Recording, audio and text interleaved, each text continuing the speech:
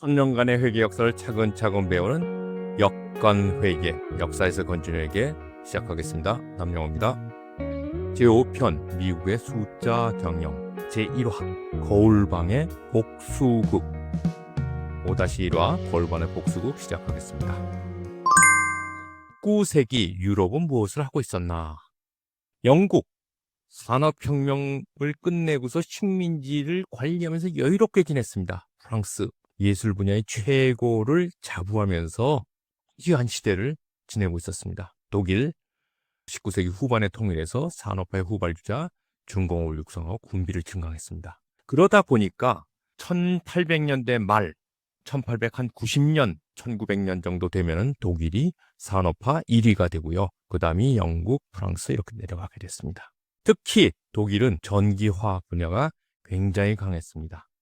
영국은 깊은 잠 속으로 빠져들어가기 시작했습니다. 19세기 후반까지 세계 최대 공업국이었지만 식민지가 많았으니까요. 영토만 관리해도 되고 또 해상무역과 금융에서는 아직도 우위를 차지하고 있었습니다. 그러나 기술 혁신 속도가 정체되었고 독일, 미국에 비해서는 설비나 이런 면에서 한참 뒤떨어지기 시작했습니다.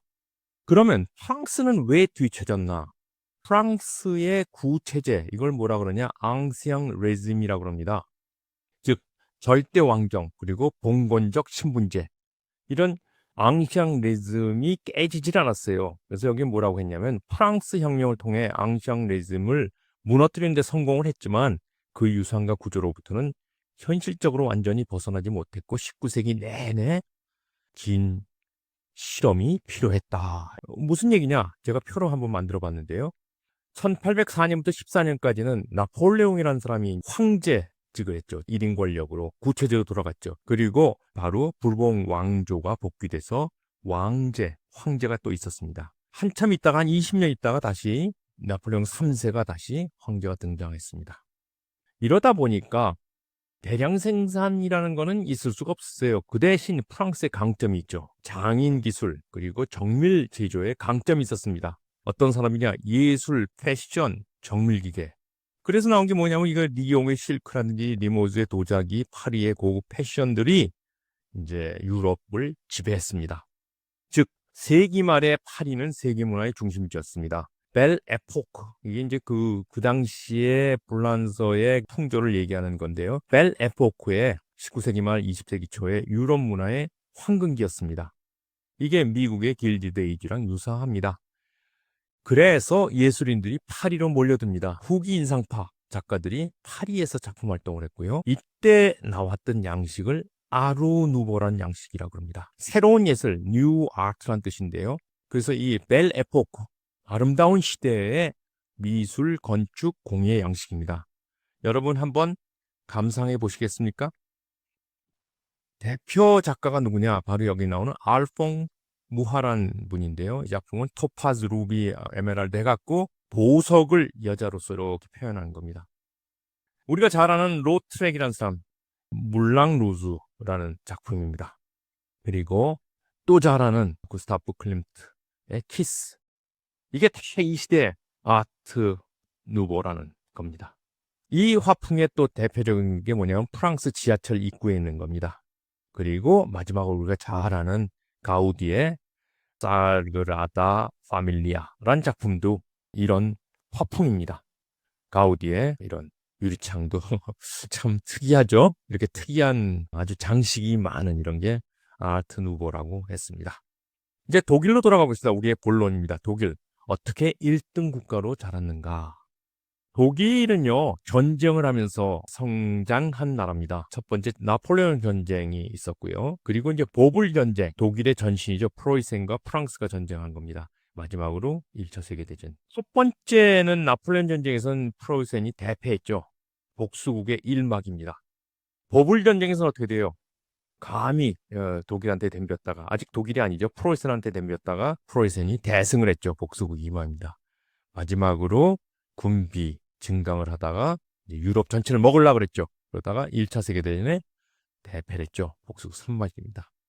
복수국 1막에 무슨 일이 있냐? 나폴레옹 전쟁 후에 나폴레옹이 독일을 짓밟고 갑니다. 바로 이겁니다. 베를린의 브란덴부르크 성문을 통과합니다. 그러면서 이 성문이 개선문이라는 게 되고요. 또 여기에는 이 사도마차요. 이것도 프랑스로 뛰어갑니다. 두 번째 이막 보불전쟁은 베르사유 거울방에서 비렐름 1세 대관식. 무슨 얘기냐? 보불전쟁에 승리했거든요. 옛날에 나폴레옹의 치욕을 갚겠다 하면서 베르사유 궁전의 거울의 방에서 황제 즉위식을 합니다. 즉 독일 제국이 성립되면서 황제 즉위식이에요. 여기 황제가 서 있고요. 그 다음에 여기에 이제 있는 분이 이걸 모든 걸 만들어낸 비스마르크 제사입니다. 세 번째 복수국 산막이죠. 이제 프랑스가 당했죠.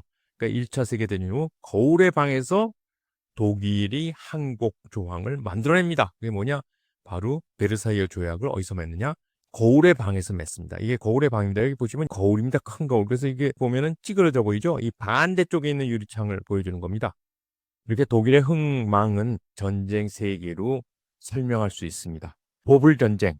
독일 제국이 탄생합니다. 1870년부터 71년 2년간 일어났는데요. 나폴레옹 3세가 쳐들어왔다가 완전히 독일한테 당하죠. 그리고 독일 제국이 이때 만들어집니다. 그러면서 비스마르크의 산업화 정책과 군비 정책이 일어나면서 산업화 1등 국가로 바뀝니다. 물론 1차 세계대전을 일으켰다가 패망하죠. 그리고 베르사유의 조약을 체결하면서 폭망하는 거죠. 일단 독일 제국 성립되는 보불전쟁은 아주 성공적으로 이루어지죠. 막대한 전쟁 배상금 50억 프랑, 어마어마한 돈을 수령해갖고 이걸 산업자본으로 연계시킵니다. 그리고 독일이 국민적 자부심이 커집니다. 물론 비스마르크라는 사람이 1등 공신이죠. 이 비스마르크는 누구냐? 독일 제국의 초대 총리입니다. 그리고 별명이 철혈제상인데 이유가 뭐냐면요. 군비 증강 의회 연설에서 뭐라 그랬냐면요. 이런 말 했어요. 현재의 문제는 언론이나 다수결이 아니라 철과 피에 의해서 결정된다. 철, 피, 철혈 재상이다. 그러면서 산업화를 해야 된다. 그리고 보이는 손 정책의 대표적인 분으로 각광을 받습니다. 많은 나라가 이제 따라하죠. 이렇게 생긴 분입니다. 엄격하게 생겼죠. 근데 개인적으로는 자애스러웠답니다. 비스마르크 산업화 정책은 전략산업이라는 개념을 가지고 집중 육성을 했습니다. 철강, 석탄, 기계, 화학. 그래서 중공업 중심이었고요. 그리고 또 하나는 국방력. 국방력이 우선이다 해갖고 이런데 정책적 우선순위를 부여했습니다. 비스마르크 시대의 대기업, 지금까지 있는 크루프, 지멘스, 바스프, 바이어, 지금까지 있는 기업이죠. 철강, 통신, 화학염료, 제약화학입니다. 이 당시에 비스마르크 정책을 간략히 얘기하면 독일식 자본주의라 그러는데요. 이게 뭐냐? 기업 연합을 허용합니다. 즉 독점을 허용합니다. IG, 인터레센 게마인셰프트.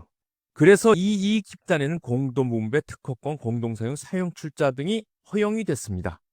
두 번째는 뭐냐? 거대 은행의 산업계 투자 그리고 경영을 허용했습니다. 그래서 1913년에 상위 25개 기업 중에서 17개가 은행이 소유했고 은행과 산업자본가가 협업을 했답니다. 한 사례를 보겠습니다. IG 파르벤이라는 회사인데 당시에 세계 최대 화공기업이었습니다. 뭐 만드는 회사냐? 다 만들었어요. 합성 영역, 고무, 비료, 플라스틱, 의약품, 폭약 등 거의 모든 화공 제품을 만들었고요. 이 염료는 전 세계 생산량의 80%를 차지했고요. 노벨상 수상자도 많이 나왔습니다. 이런 브랜드를 가지고 있었습니다. 이 회사는 어떻게 됐느냐? 1904년부터 협력 관계를 유지했는 누가요? 지금도 유명한 이런 회사들이요. 바스프, 바이어, 페스트, 아그파 6개 기업이 정식으로 합병을 합니다. 그리고 나서 2차 세계대전이 벌어질 때 나치한테 협력을 합니다. 독가스 개발하고요. 강제 수용소, 유태인 강제 수용소를 직접 운영을 합니다. 2차 세계대전이 끝나고서 어떻게 되겠어요? 해체되면서 전범으로 몰리고 많은 사람이 형을 받고요. 새로이 튀어났습니다. 그게 누구냐? 지금 독일의 유명한 회사들입니다. 바스, 바이어, 호스트, 아파, 사노피로 6개 기업으로 재탄생해서 지금까지 남아 있습니다. 과학기술 중시했습니다. 산업, 대학, 국가가 3자가 협력해서 하자 해갖고 산업연구를 굉장히 강화했어요. 대학에서 산업연구를 했고 또 기술학교가 많이 생겼습니다. 그러다 보니까 어떻게 되냐? 1901년부터 1914년 짧은 기간 동안 노벨상 수상자 9명을 배출했습니다. 대단하죠? 사회보험 제도를 강화시켰습니다. 비스마르크는 사회주의자는 아닙니다. 반대였습니다. 사회보험제도를 만들어내지 않으면 사회주의가 우리를 집어삼킨다. 이래갖고 이런 선구적인 법을 만들어내갖고 독일을 탄탄한 나라로 만들어냈습니다. 물론 1차 세계대전이 다 망하게 했죠. 네, 그 덕을 본 게 누구예요? 미국입니다. 미국의 어부지리. 다음 편에서는요, 5-2와 K-뮤지컬의 쾌거. 왜 K-뮤지컬이 나올까? 궁금하시죠? 궁금하시면 다음 거 부탁드립니다. 안녕히 계세요.